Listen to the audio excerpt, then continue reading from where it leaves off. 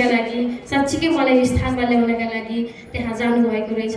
र महिला सशक्तिकरणका विषयमा कुरा गर्दै गर्दा धेरै दुःख हुन्छ, धेरै कुरा भोग्न पर्छ, धेरै कुरा देख्न पर्छ। जब पहिला पटक आवाज उठाइन्छ, समाजमा एकजना अर्को अनौठो खालको मान्छे जब जन्मिन्छ, त्यो बेला परिवारले पनि साथ नदिँदो रहेछ। परिवारबाट आफ्नो उल्टोमा भएर उभिँदै गर्दा पनि मलाई परिवर्तन चाहिन्छ, म सुध्रिन चाहन्छु, तपाईँहरू पनि सुध्रिनुहोस् भन्दै गर्दा बल्ल आफ्नो परिवार आफ्नो साथमा हुन्छ। परिवार आफ्नो साथमा भयो भने बल्ल आफ्नो समाज आफ्नो साथमा हुन्छ। समाज आफ्नो साथमा भयो भने बल्ल ओडा साथमा हुन्छ, र ओडा पुरै आफ्नो साथमा भयो भने बल्ल गाउँपालिका आफ्नो साथमा हुँदो रहेछ भन्ने कुरा बुझेको थिएँ।